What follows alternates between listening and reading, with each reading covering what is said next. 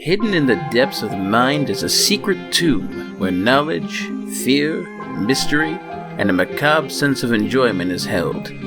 Each corner is resplendent with its own curiosities, and each curiosity appeals to a different soul. You're listening to The Crypt of the Unknown, a podcast that discusses the realms of the horrific and the fantastic in print, games, or on the screen. And now, introducing you to the Guardians of the Crypt, your tour guides. Here are Webb and Stephen J.D.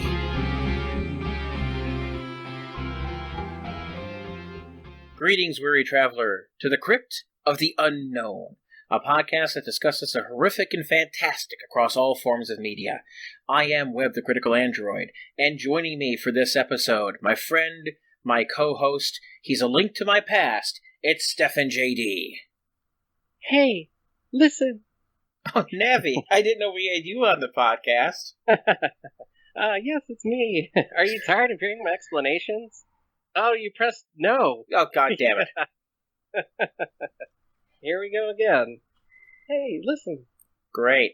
Well, good to have you on this episode, then. It's a fitting one, considering that we're going to be talking about a very interesting piece of Legend of Zelda media. Yes. So, the thing is that we do a couple comic book reviews here and there. This one is, it's a comic book, but it also kind of originally came out on...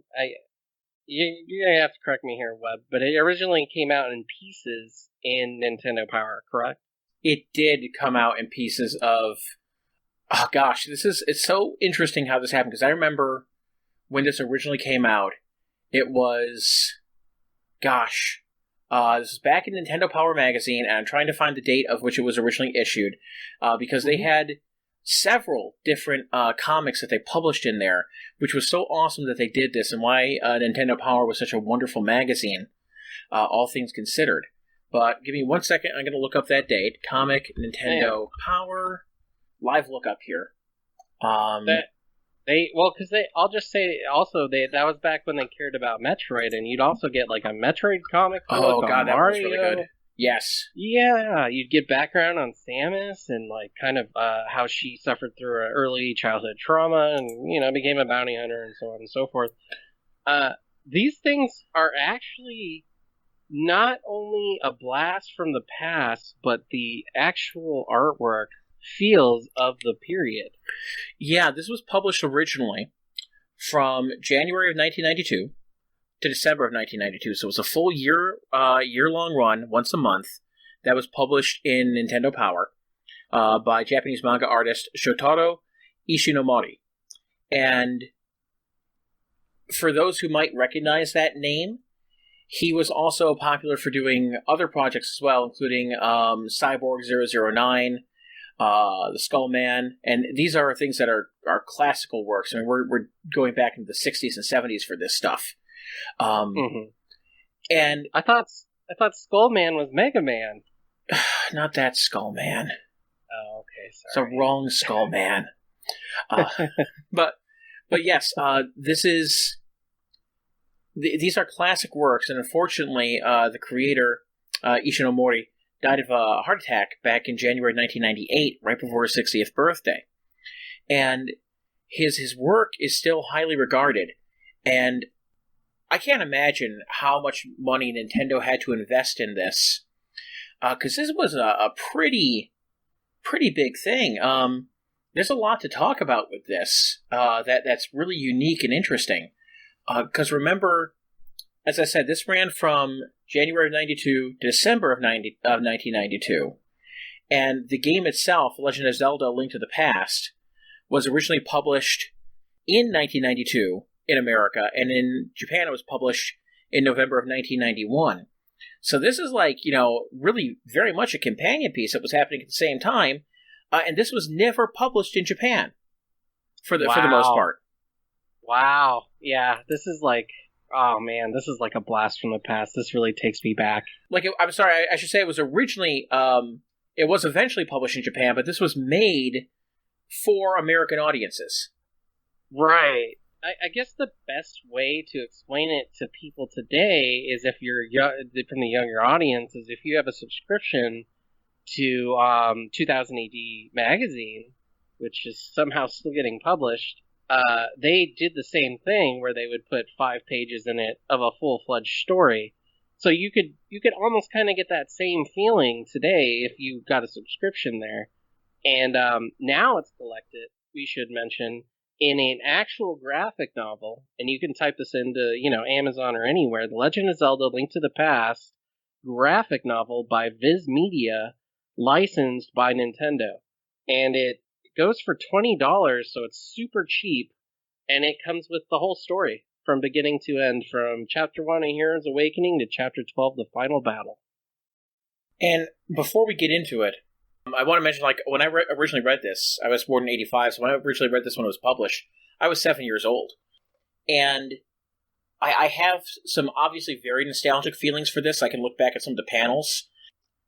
Before we get into the story of what this comic tells and how it compares to the game, the first thing I want to mention is how gorgeous this comic is. Definitely. The artwork on this is fantastic. You have these big panels that really show off this kind of artwork that is at the same time simple but so very effective at showcasing the characters, especially Link, in all of his emotional expressions. There is just something so perfectly fitting for how they portray this and bringing Link to life. I cannot imagine a better way of doing this with this kind of art style. I think it's perfect. It's absolutely perfect for the characters.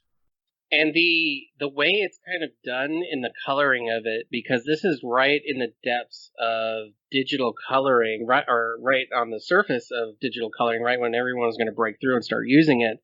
So looking at it, it looks like a mix of the old acetates you would use, where you would put down the artwork and you would put colors to match and cut out exactly where they would go. It's almost like you were gluing it. So the sky's blue, you would put the color field down, cut it out, and put it in there, and then put it on a machine that would scan it, and it would show that the sky was just blue.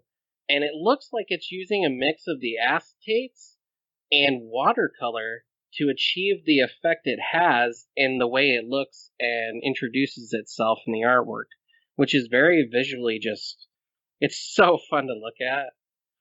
Because you have these flat backgrounds sometimes, or these flat darks, but then they would have fades in here with watercolor, which is something that, like I was saying, they would do digitally about a year from now in comic books. So I'm guessing Nintendo didn't use that because this had to have been done in Japan, and America wouldn't start using digital till about a year later, mostly just for fades. But it's just amazing to see this type of artwork still done, or still the way it looks back then with the watercolors and the acetates. I just had to bring that up. It's very edgy for the time. Yeah. Yeah, and because of that, it still looks amazing today. It has this kind of timeless quality to it. Remember when we talked about Judge Dredd America and how it had that very painting kind of style? Oh, yeah. You could tell that stylistically, that kind of looked like it was trying to be kind of raw and, I guess, kind of gritty at times. Yeah. It had a dated feeling to it. But this doesn't have, a dated feeling to it. It feels like it could have been something that was done, very early on in terms of, the drawings themselves. I mean, it could have dated back to, the Astro Boy days of, very early Japanimation and manga. But the coloring kind of gives it almost like that Batman the Animated Series quality to it. Of, this could have been done in the 70s, could have been done in the 90s. It just looks really good, and it still stands out today as just having this wonderful look to it that it impresses me. It does not feel like it is of a time. It just feels like this could have been done today. It could have been done 20 years ago, 40 years ago. It just looks brilliant. And I'm actually glad it kind of came out in the magazine because most manga was black and white.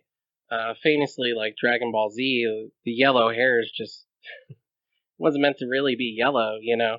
Right. But right, you know, just the idea that this has color and it came out with color, even in itself, is kind of an interesting thing because normally this type of manga would not have it, and we finally get to see, or we're lucky enough to see Link being colorized for his first outing here in this comic book. Yeah, and one of the things that's also interesting about it is how, when you do read it, it's not like there's a lack of text, because they do have, clearly there's a lot of text, but it's mostly telling its story visually. There's more focus on the images than there is on the text. There, as opposed to like some of the other things that we've discussed, like when we talked about Watchmen, and how like, oh my god, there's so much reading involved in Watchmen.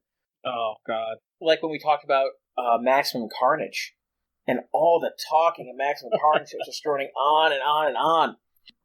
And I think in this case, they found a much better balance in terms of the characters do not overtalk. Sometimes they may undertalk, but I think one of the things that the only drawbacks I have to this is that I think because of the nature of it being aimed for the audience that was reading Nintendo Power at the time, I think that it skimps out a bit too much in terms of like how Link gets from place to place in his journey.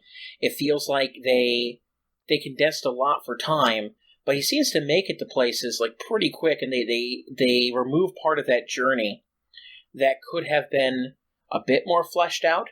But what we have here is still really, really good. Yeah, it's like if you watched Lord of the Rings, but you took out the parts where they're running through the mountains and the music's swelling. Like it's just they're there in the next scene. Right. And it's like, well, what happened between there? Nothing of note. Yeah. Oh, we're here. Yeah. Oh, God, the hobbits were already at Isengard. Oh, yeah, we were going to take him to him, and here we are. What do you know? What do you know? So I should say, too, also, for people listening, is that I have beat Link to the Past once. And I beat it over, like, the course of, I want to say, a 24-hour period. I beat it in 2 days. Jesus. Yeah, I had to do it for something that I previously worked on that I won't mention here, but I had to beat it really quickly. And so my familiarity with that game in the series is very limited in my mind because it went by really fast. But the rest of the series, I've spent more time with, especially the first game. So I won't feel right at home talking about the story. I don't know about you, Webb, if you kind of grew up with this and beat it a million times. Yep. I obviously was the Sega guy, and Webb is the SNES guy. Yep, beat this a lot of times in my life.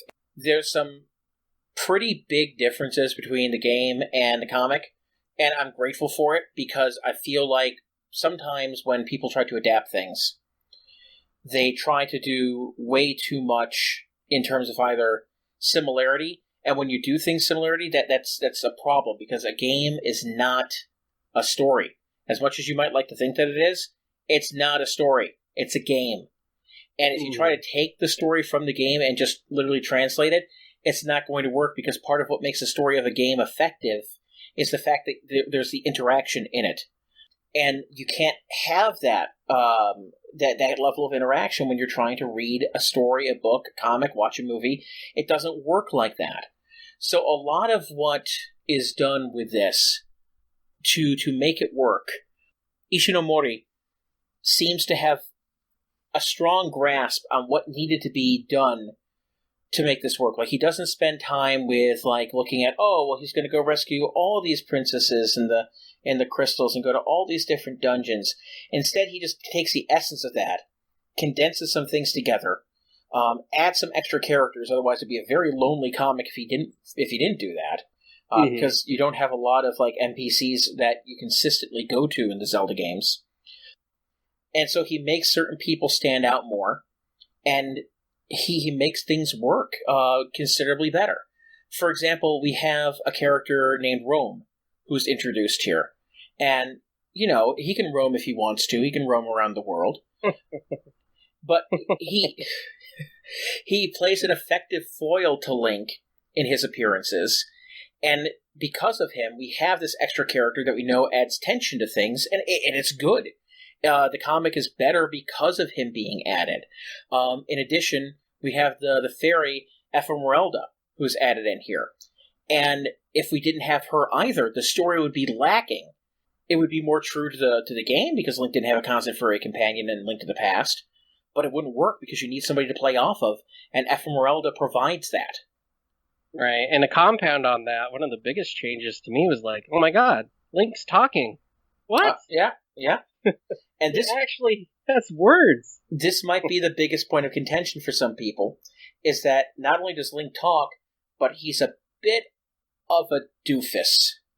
Yeah, we shouldn't say he's quality levels of saying, well, excuse me, princess. He's not on that level. He's not on that level, but he is a bit of a, got zapped, fell on his head, and makes the, like, wide-eyed manga expression look, goofiness. Like, he's definitely getting through this adventure, not so much by being a great hero, by accidentally stumbling into more so being one. But isn't that kind of the point of Link, though, when you realize it? Like, historically, he holds the Triforce of Courage. Not the Triforce of Wisdom, not the Triforce of Power. He's the one of Courage. Link is not supposed to be like the powerhouse of wisdom that Zelda is. That's not how it works. He's the courageous one who doesn't have those other qualities, but his daring and his heart makes up for it. And that is something that he possesses in this. He does have a lot of daring, and he does have a lot of heart, sometimes too much heart, as his negative emotions threaten to turn him into a beast when he goes into the Dark World. Yeah, and it stops because he's able to suppress the negativity and turn back into a human. That was kind of interesting, and correct me if I'm wrong, but wasn't it originally a pink bunny or something? Yes, in A Link to the Past, he would turn into a pink bunny in the Dark World, and the only way to stop that was by having the moon pendant. But that's right. What's nice about this is that people don't automatically turn into other creatures in the Dark World in terms of like, oh, it's just going to happen. The Dark World amplifies the negative emotions inside them and transforms their body because of it. And Link is able to suppress it, whereas Rome is not able to, which is one of the differences between Rome being the effective hero, or would-be hero, and Link not being as effective, but being able to have more control over himself, and that ultimately helps him succeed where Rome fails. Right, Rome's kind of more the dashing guy who jumps headfirst into danger without thinking about it, and he turns into an eagle because of the Dark World. But yeah, he's very unsuccessful in that tactic, whereas Link is, the bumbling hero, kind of in this, and it works for him, like you said, Webb. I just wish there was more, like, when he was falling or something, there's that, or something, Or if he lands, you're doing shit. Yeah. I actually, funny story, really quickly off topic tangent, but I recently got Twilight Princess again, and I was playing through it, and you have to move on the Wii to like swing the sword and everything. I was doing it, and I was making noises like yeah, and this was like at 8 a.m, and my roommate came out of her room, and she looked at me. I was like, yeah. She's like, will you shut the fuck up? I'm trying to sleep. I was like, sorry. Yeah. Yeah. Is that you making those noises? Yeah. Yeah.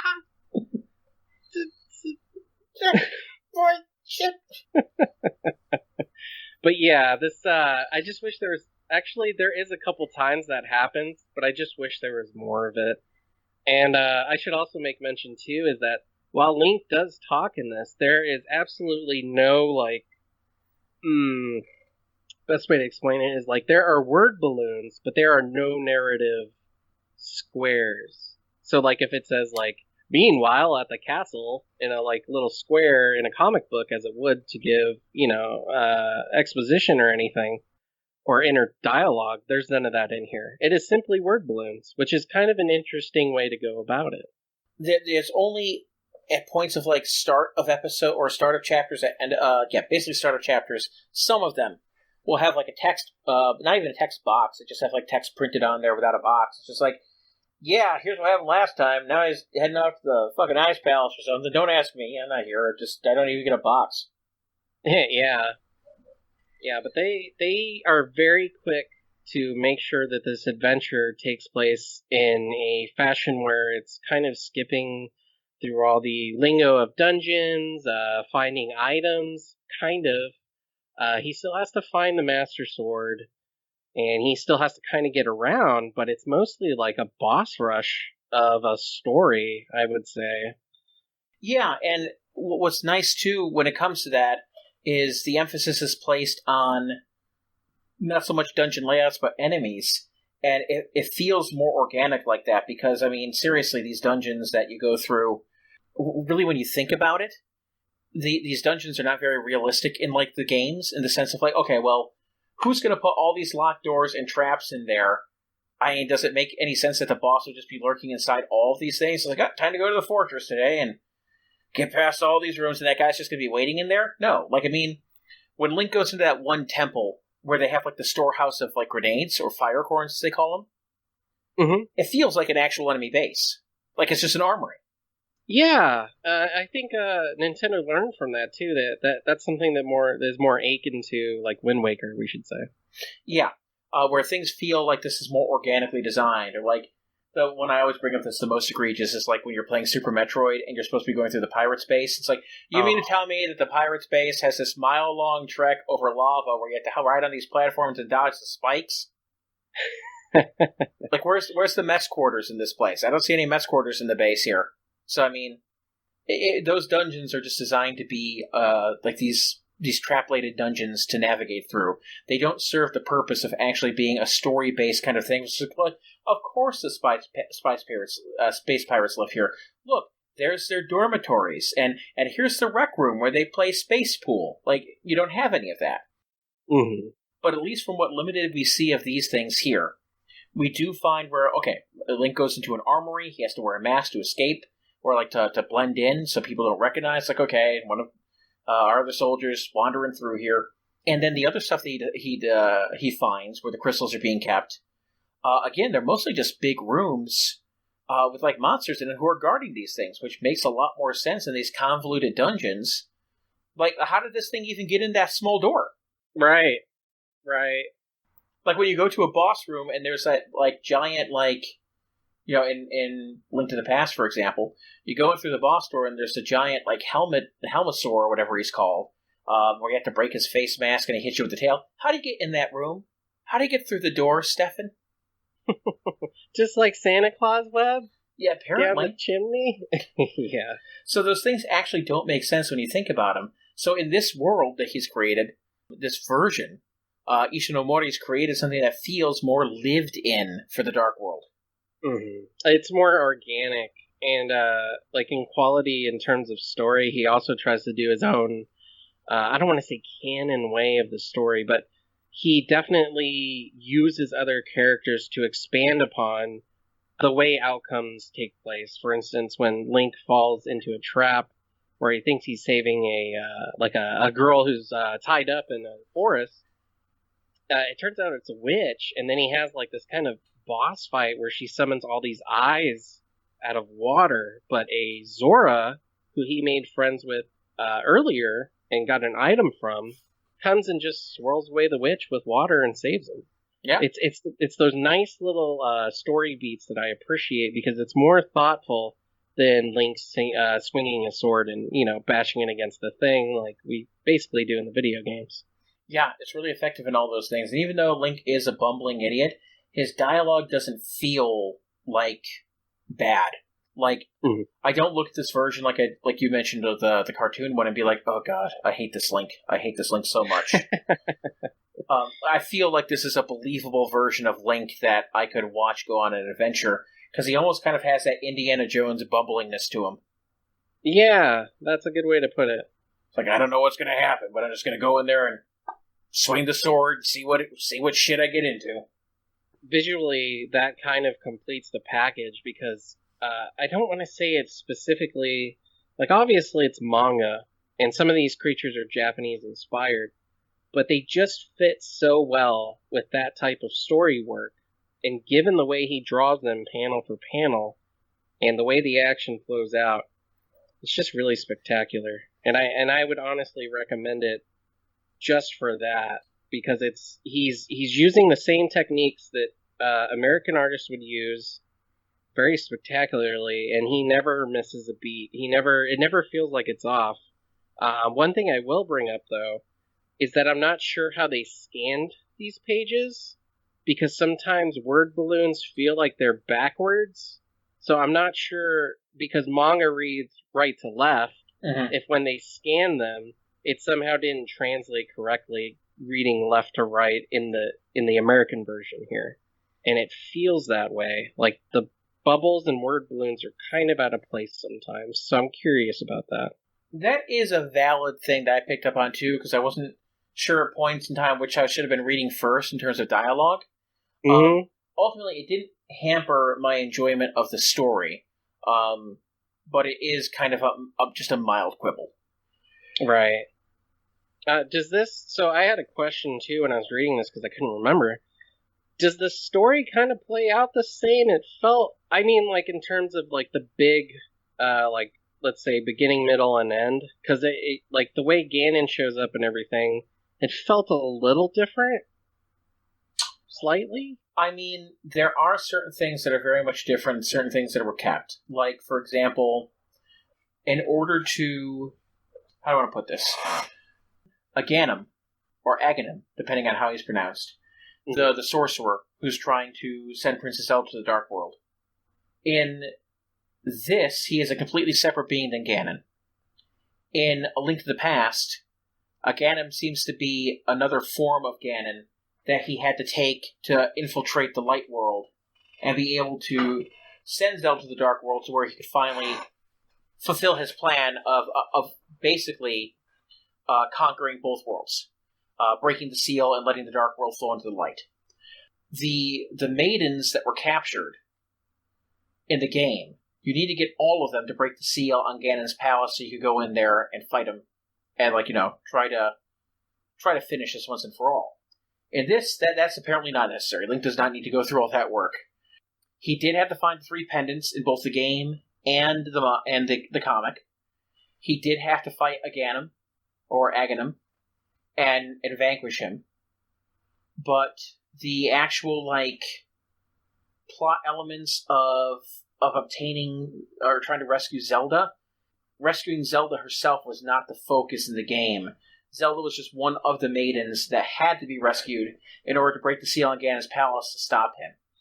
So there are some differences in terms of that stuff, but in general, getting everything together to make this work, the differences are not so major to where it feels completely different. It does feel like, obviously, a different enough work. And there are some powerful differences, too, like in very early on in this comic, Link's uncle is killed, and he don't come back. In the game, he comes back to life. Oh, I forgot about that. Okay. Yep, this one, he did. Rome dies. There is no Rome in the game. Rome dies here. He ain't coming back. There's no coming back, man. There's no coming back. No coming back. And this game has this comic has a sad ending, a very bittersweet ending to it. That's true. Which is really powerful and not something you would have expected to see from a kid's book or a comic generated for kids, and also something that was not included in the game. In the game, Hyrule was just lavishing in peace, and Link and Zelda, their lives were seemingly good. But in this, understanding that the threat of Ganon could come back, Zelda has to, return to her duties as a princess and a leader. And Link, as the leader of the Knights, has to defend the Master Sword and make sure that the Dark Realm or the Dark World doesn't try to come back, and Ganon is dead. And their duties keep them separated. Like, they can't rejoice in each other's arms like they would because there's so much responsibility that they have to uphold. And Zelda kind of, like, is remorseful about how, like, in their time of crisis, they had such a strong telepathic link to each other to to make things work. But now that Link is not there, they're not in each other's minds like they used to be, and even in each other's dreams. And it's really sad. Yeah. Yeah, the irony strikes a hard chord here. And not even just Zelda and Link either. It's all the friends they made along the way in the Dark World. As soon as he touches the Triforce, they're all gone. Right before he does, they say goodbye, Link. Yeah. So it's almost kind of Alice in Wonderland in that way, as if the Dark World was Wonderland. But yeah, it's kind of a bittersweet ending. Although I think for the most part, I would say it's like a very upbeat story through the rest of the comic book, and anyone just beware of that. But it's pretty good otherwise about trying to keep a sense of humor and take you on an adventure where you get to see fantastic art of character designs that I don't think most of them were in the game, if not all of them. Yeah, there's some great reimaginings of enemies and bosses here.